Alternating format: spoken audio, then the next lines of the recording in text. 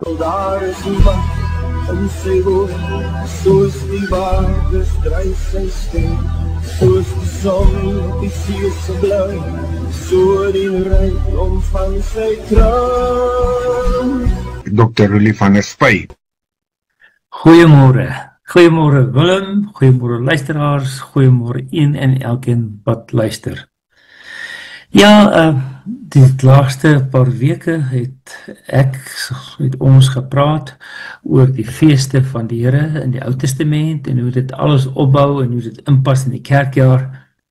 Maar een fees wat nie in die Bybel is nie, kom nou nader. En dit is Kersfees. En in die winkel hoor ons al Kersfees. Maar is die Kersfees wat ons hoor en sien, die Kersfees van die Bybel? Dis 'n baie goeie vraag. So, kom ek praat so 'n bietjie dan oor ons voorbereiding vir Kersfees en wat moet ons verwag, waarna moet ons kyk. My praatjie vanoggend se tema is die simboliek van Jesus in sy moeder. Die simboliek van Jesus in sy moeder. Ja, weet nie of dit vir jou sin maak nie, maar kom ons kyk wat sê die Bybel oor hierdie dinge. Ek gaan vir ons 'n paar kleiner gedeeltes lees uit Lukas 1 uit. Ja, dis die bekende Kersgedeeltes. Lukas 1, as jy saam met my wil blaai. Ek lees nou maar hoofsaaklik vanoggend uit die Afrikaans 2020 vertaling. So, lees saam met my, dan kyk julle of julle ook sien wat die simboliek is van Jesus in sy moeder. Ja, Lukas 1 van vers 26 af lees ons. In die 6de maand is die engel Gabriël deur God gestuur na Nasaret, 'n dorp in Galilea, na 'n maagd wat verloof was aan 'n man met die naam Josef, uit die nageslag van Dawid, né? Dis belangrik, uit die nageslag van Dawid. Die maagd se naam was Maria. Die engel het na haar gegaan en gesê: "Gegroet, begenadigde vrou, die Here is met jou." Sy was verward oor die woorde en het gewonder wat hierdie groet tog kon beteken. Die engel het vir haar gesê: "Moenie bang wees nie, Maria, want jy het genade by God gevind. Kyk, jy sal swanger word en aan 'n seun geboorte skenk. Jy moet hom Jesus noem." Nou, ek het al van tevore gepraat oor die tale en moontlik oor watter taal Jesus gepraat het en Jesus en mense gepraat het en watter taal God praat. En ek dink as die engel met Maria gepraat het, sou die engel in Hebreëus, Aramees gepraat het. En as dit die geval was, dan sou hierdie woorde, jy moet hom Jesus noem, dan sou dit so geklink het, jy moet hom Yeshua noem. En Yeshua beteken letterlik die verlosser. So, jy moet hom die verlosser noem. Vers 32. Hy sal magtig wees en die seun van die Allerhoogste genoem word. En die Here God sal aan hom die troon van sy voorvader Dawid gee. Hy sal vir ewig oor die nageslag van Jakob regeer. En aan sy heerskappy sal daar geen einde kom nie. Ja, 'n paar interessante dinge hier, né? Hierdie gedeelte van vers 32 sê, hy sal magtig wees, die seun van die Allerhoogste genoem word. Dit klink soos daardie voorspelling in Jesaja, wat na die komende Messias verwys. En dan gaan hy op die troon van sy voorvader Dawid sit. Dis ook wat die Messias sou doen. En sy heerskappy gaan vir ewig wees, en dis ook wat gesê is van die Messias. So die messiaanse inhoud van hierdie aankondiging is nogal sterk, né? Die seun van God, God sal in jou teenwoordig wees, die verwysing na die belofte aan Dawid. Interessant, Josef en Maria, so Maria en haar verloofde Josef, hulle was beide uit die familielyn van Dawid. En hy, die seun wat gaan kom, die Yeshua, die Jesus, gaan regeer vir altyd op die troon van Dawid. Al hierdie dinge pas 100% in in dit wat die Messias sou wees. So die eerste afleiding wat ons kan maak is wat hierdie engel sê vir Maria, jy gaan swanger word en jy gaan die Messias hê. So dit is vir my baie interessant, dat mens dit kan raak sien.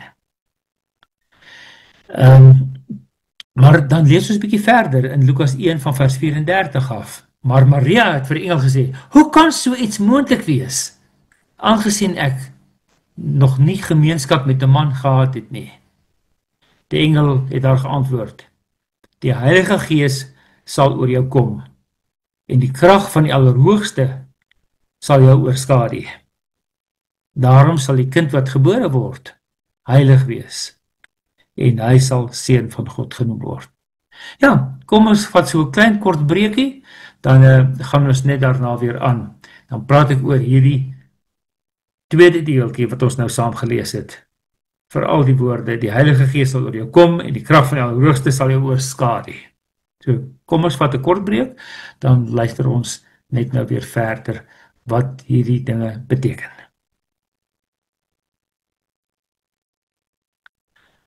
Goed, welkom terug. Ek lees gou dan weer net hierdie woorde uit Lukas 1 van vers 34 af. Maar Maria het vir die engel gesê, hoe kan so iets moontlik wees, aangesien ek nie gemeenskap met 'n man het nie? Die engel het haar geantwoord, die Heilige Gees sal oor jou kom, en die krag van die Allerhoogste sal jou oorskadu. Daarom sal die kind wat gebore word, heilig wees. Hy sal die seun van God genoem word. Ja, en ek dink tradisioneel fokus ons nou daarop dat sy dan 'n maagdelike geboorte gaan hê. En dis nie verkeerd nie. Maar hier is 'n ander baie interessante verwysing hier in hierdie woorde van die engel ook. En dit gaan oor hierdie woorde, die krag van die Allerhoogste sal jou oorskadu. Daardie woord oorskadu kom eintlik net in twee plekke in hierdie formaat na vore in die hele Bybel. So God se teenwoordigheid sal jou oorskadu. Waar oorskadu God se teenwoordigheid iemand of iets? So hierdie ene is nou in Lukas 1 vers 35. Die engel van die Here het gesê, die Heilige Gees sal oor jou kom en die krag van die Allerhoogste, die teenwoordigheid van die Allerhoogste sal jou oorskadu. Nou die Griekse woord hier is episkia. Nou skia is 'n skadu, epi is op. Nou die zo daar aan die einde is maar die werkwoordvorm. So die skaduwee van God gaan oor jou kom. En waar lees ons nog ander plekke in die Bybel waar God se skaduwee is, God se teenwoordigheid, God se, ek moet sê, wolk, God se rook, God se teenwoordigheid oor iets gekom het, iets oorskadu het. Nou ja, dit is die probleem met vertalings, want dit word nie op 'n ander plek in die Bybel so vertaal nie, maar die Griekse woord wat onderliggend is aan die Hebreëse woord in die Ou Testament is presies dieselfde woord.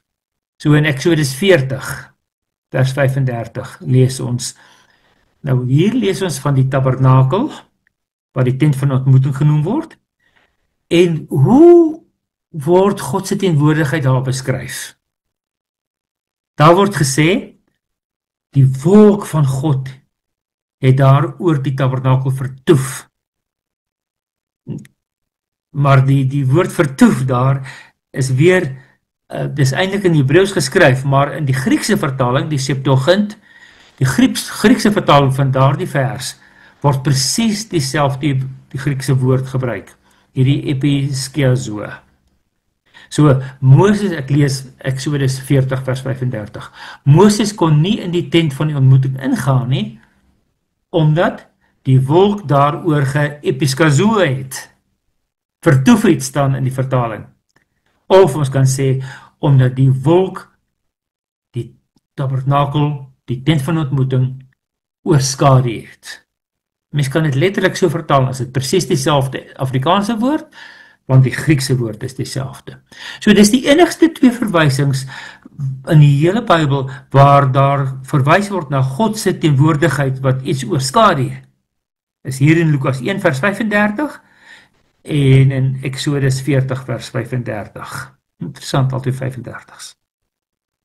So die krag, die teenwoordigheid van die Allerhoogste sal vir Maria oorskadu en God se teenwoordigheid sal die tent van ontmoeting, die tabernakel oorskadu. En wat staan daar by Eksodus 40 vers 35, daar staan, Moses kon nie in die tent ingaan nie, omdat God se teenwoordigheid die tabernakel oorskadu het, daar vertoef het, oorhang het. So dit is so heilig, dat hy nie kon nie. En weet julle, dis presies wat gesê word van Maria. Dat word gesê, Maria, God se heilige teenwoordigheid gaan jou oorskadu. En ek het net al gesê, ons kyk eintlik so na daardie versie en ons sê, ja, dit gaan oor die maagdelike geboorte. Ja, dit gaan oor die maagdelike geboorte, maar baie meer. Dit gaan oor die heilige, goddelike teenwoordigheid wat in haar is. Want dit kom van God af. Dit is God self wat in haar teenwoordig is. Dit is eintlik erg om dit so te stel, nee. So die ark van die verbond was daar in die Ou Testament en Eksodus die fokuspunt, fokusplek van God se teenwoordigheid, nee. Waar was God teenwoordig? God was teenwoordig in die tabernakel. Waar? Daar by die ark in die allerheiligste. So daar het gestaan, God is teenwoordig oor die tabernakel, en dit is so erg hierdie goddelike heilige teenwoordigheid, wat die tabernakel oorskadu, dat Moses selfs nie in die tabernakel kon ingaan nie.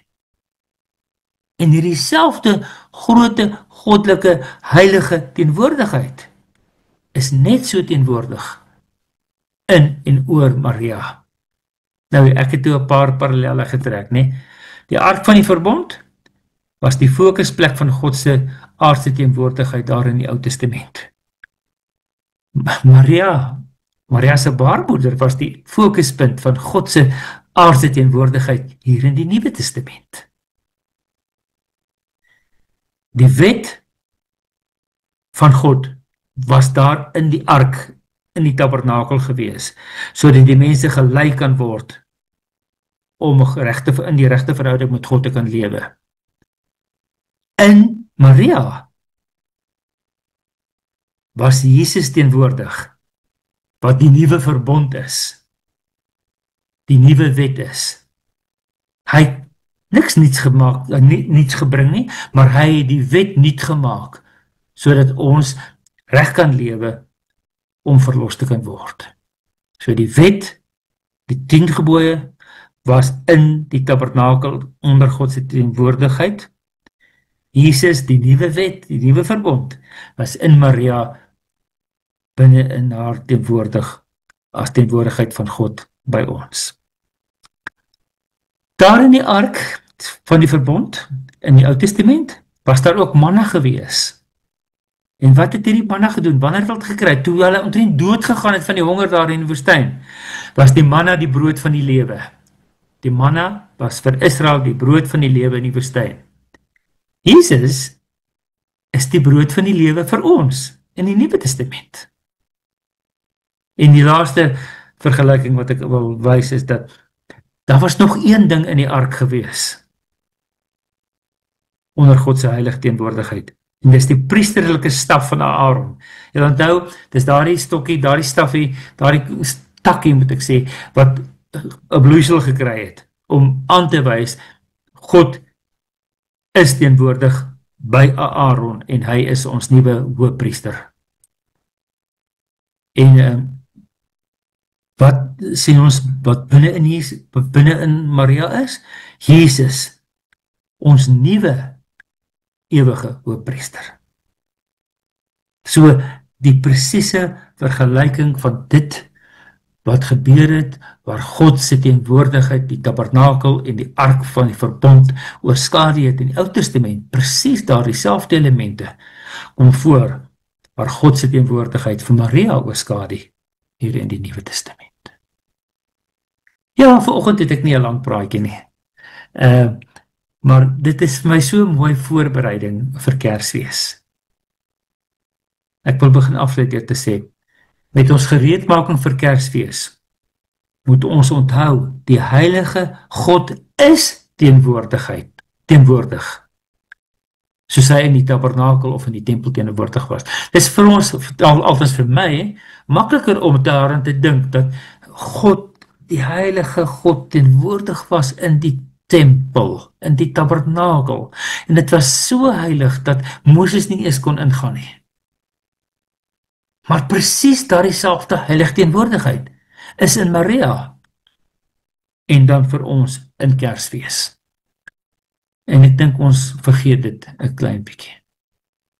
Mag jy dit onthou hierdie Kersfees.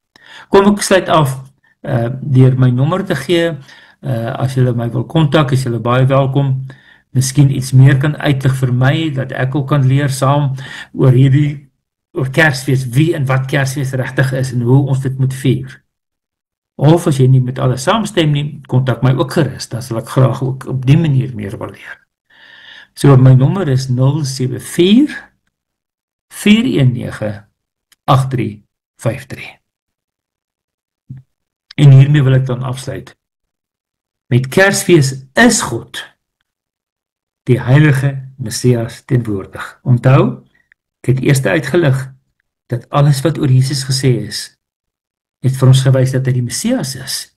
En tweedens het ek uitgelig dat alles wat vir Maria gesê is, gewys het dat God sy heilige teenwoordigheid daaroor skadu, het die heilige goddelike teenwoordigheid binne in haar is. En dis ook dan binne in ons hier in Kersfees. Mag dit vir ons dan so wees dat die Here vir ons daarmee sal help.